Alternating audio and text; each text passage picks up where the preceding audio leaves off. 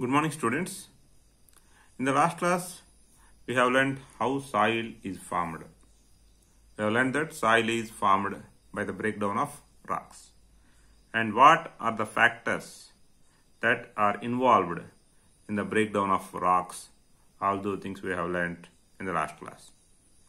Okay, soil is formed. But what does this soil contain?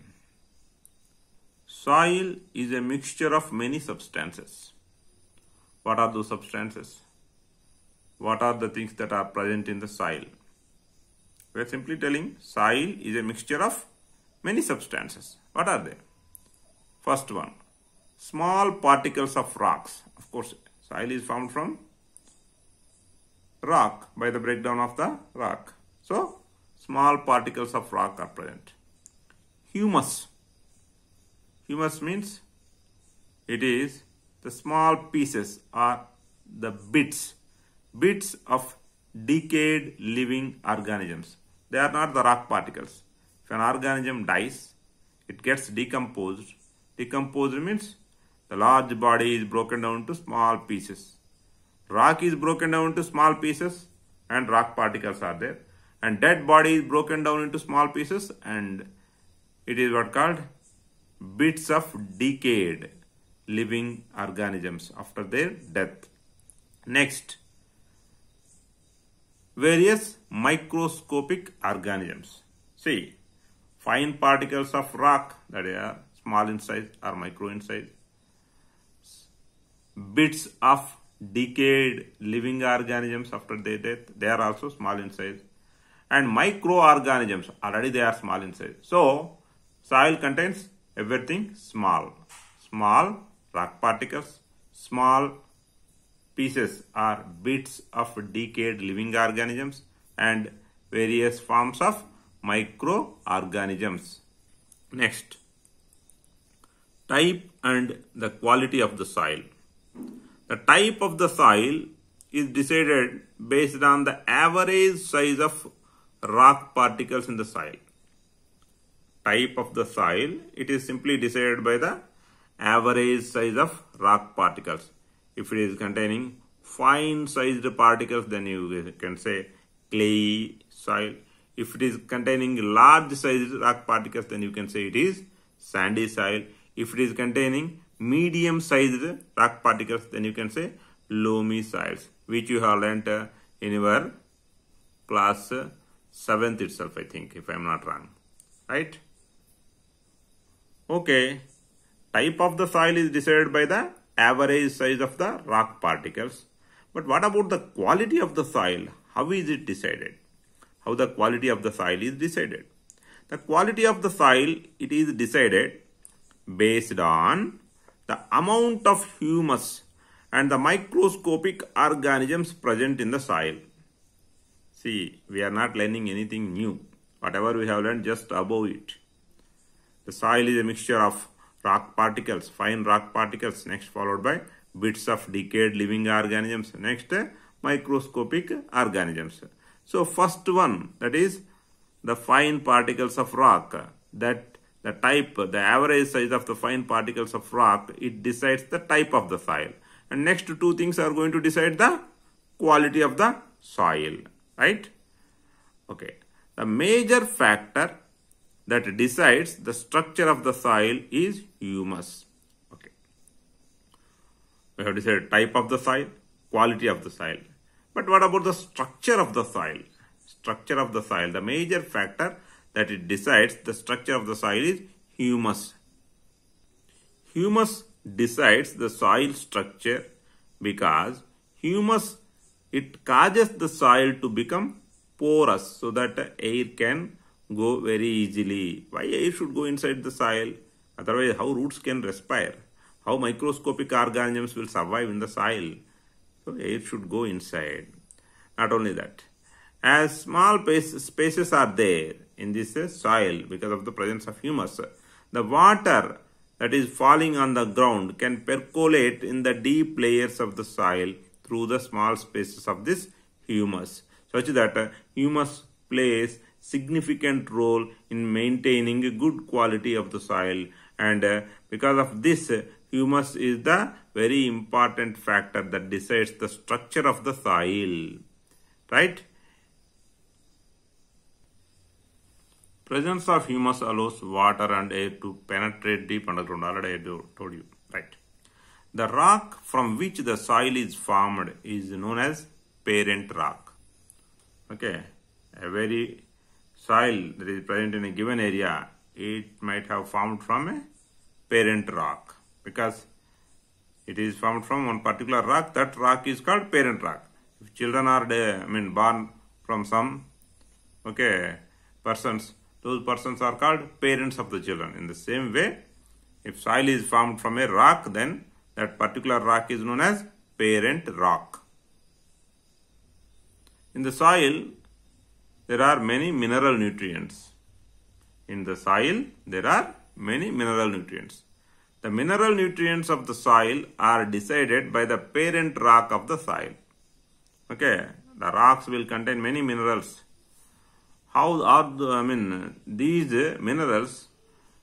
They are going to decide the mineral nutrients of the soil. If the rock is broken down and soil is formed, then whatever the minerals that are present in the rock, they are going to be present in the soil, right? Okay.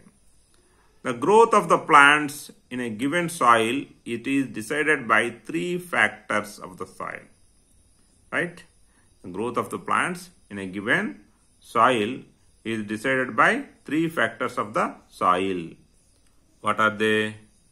Number one, nutrient content of the soil. Which nutrient content? Mineral nutrient content. Next, amount of the humus in the soil. And depth of the soil. Depth of the soil means, so on the earth, from the outer seen area to until the deep core, soil is not going to be present.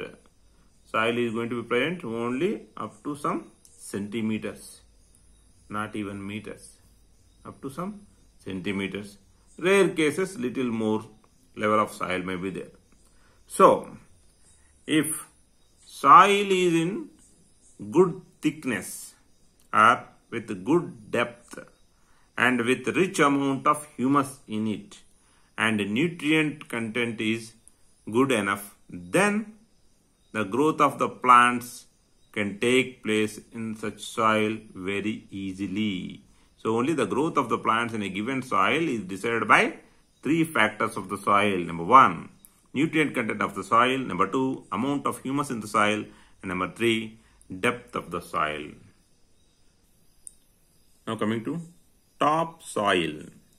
The topmost layer of the soil that contains humus and living organisms along with soil particles. So soil, it is having several layers. All those layers also you might have studied in class 7th. In all those layers, the topmost layer of the soil, okay, it is going to contain humus, microorganisms and more of the mineral nutrients. This particular soil is known as, this particular layer of the soil is known as topsoil. The quality of the topsoil is the factor which decides the biodiversity of that area. If quality of the topsoil is very good, then vegetation that is grown, vegetation means plant cover that it is grown in that area will be good. When plants are grown nicely, herbivorous animals can grow very nicely. When herbivorous animals can grow nicely, omnivorous and carnivorous animals can grow very nicely. When all these factors are growing very easily, then atmospheric weather conditions will be fantastic in condition. And all these conditions together, they will make a finer biodiversity and healthy ecosystem of that area. See, quality of the topsoil, how it is deciding, okay, the biodiversity of a given area. Generally, the soil nutrients are recycled by the soil microorganisms.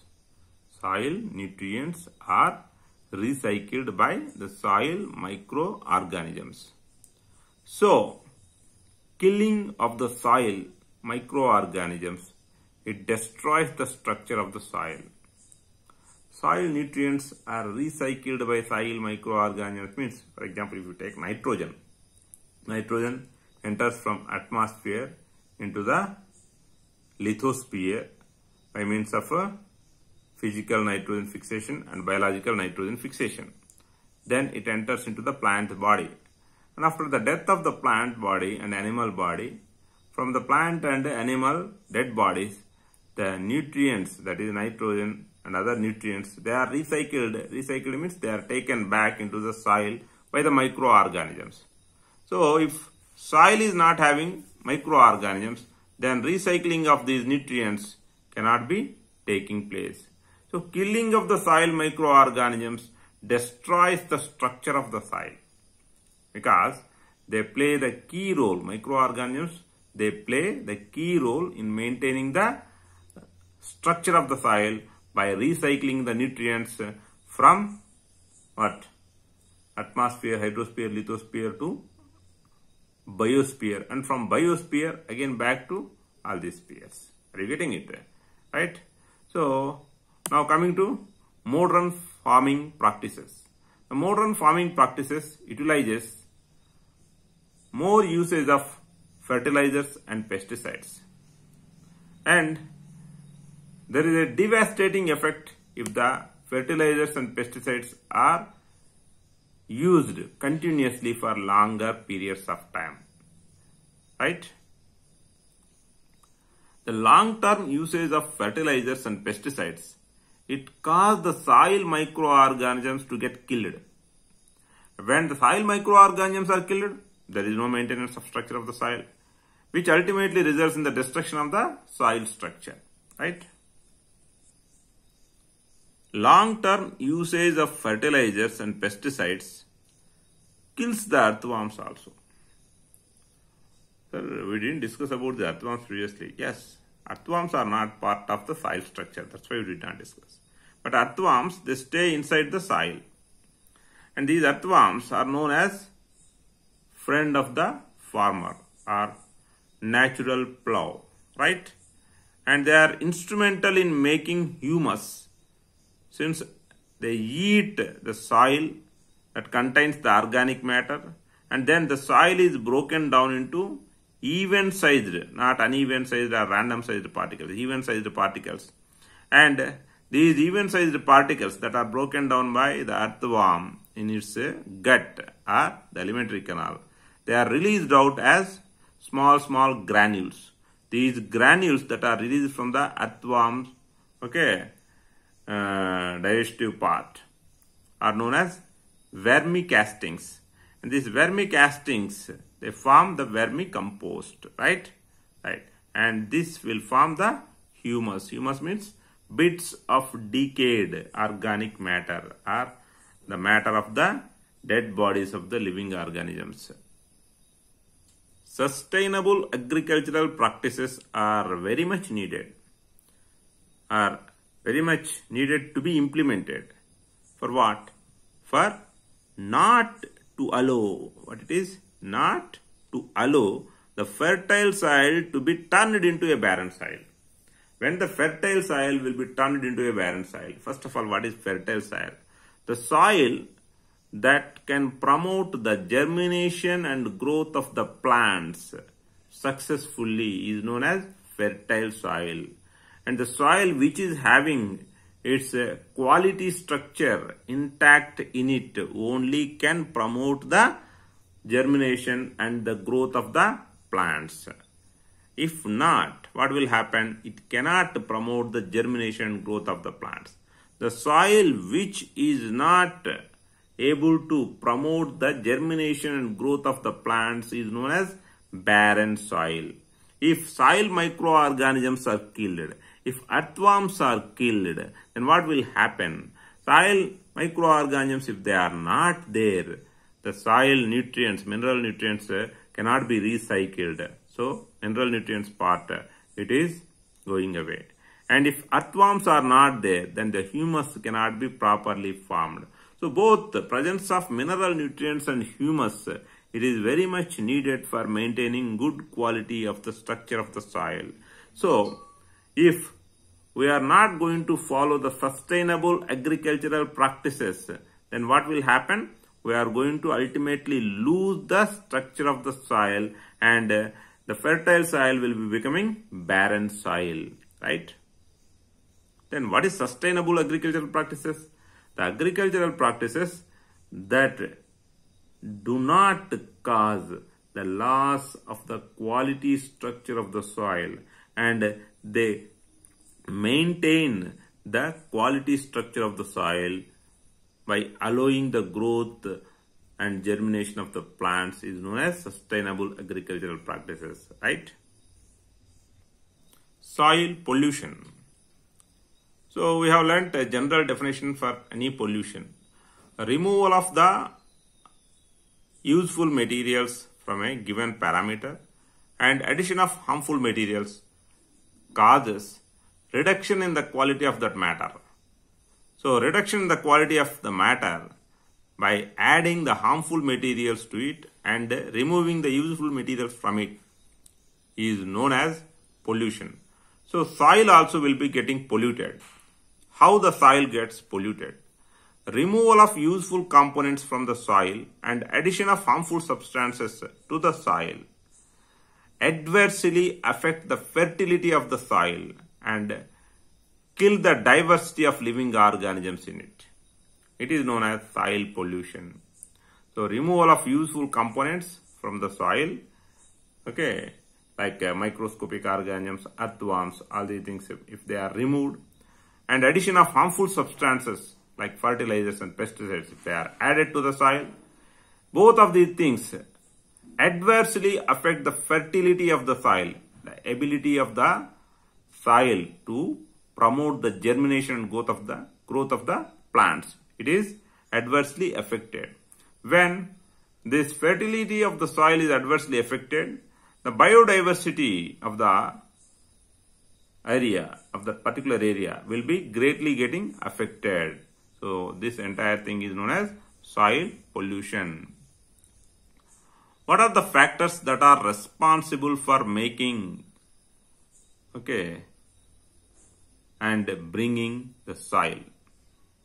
What are the factors that are responsible for making and bringing the soil? How the soil is made? By weathering process.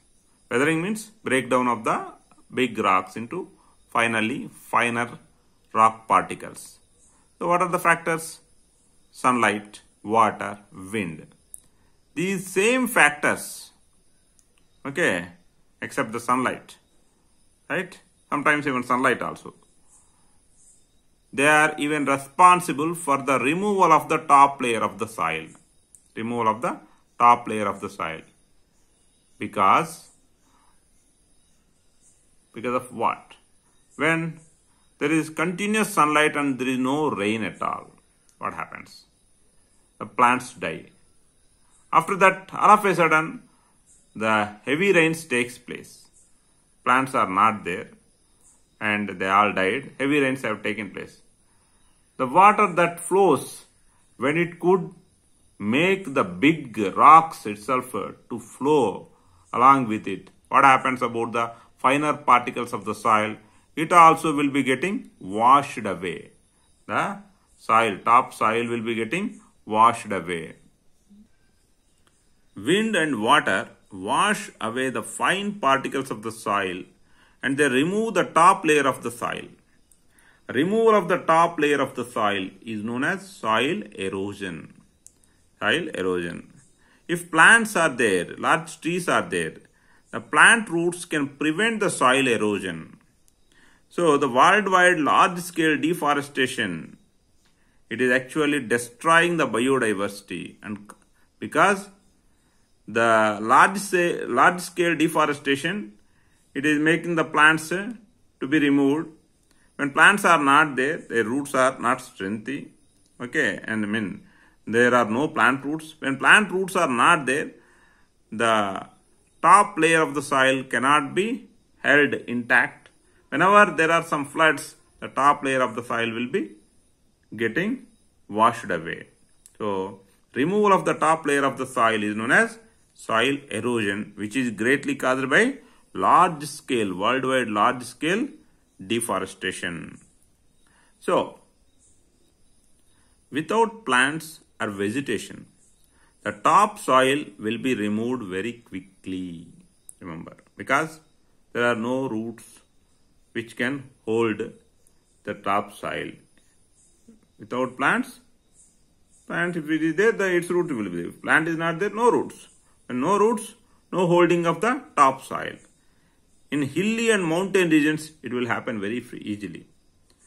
In hilly and mountain regions, if roots, the plants are there, then only the layer of the top layer of the soil will be protected. If they are not there, very easily the flowing water can wash away the topsoil. Right. The soil erosion cannot be reversed. Means once soil layer is removed, again formation of same soil layer, it cannot be done. Why? Because soil formation by weathering process, it occurs in a very long period of time, which takes thousands and millions of years. The soil removal, which has happened with one flood, okay, that has happened within 1 week or 1 month time, assume that. In the same 1 month span, can we reverse? Can it be reversed? It is not practically possible, right? So,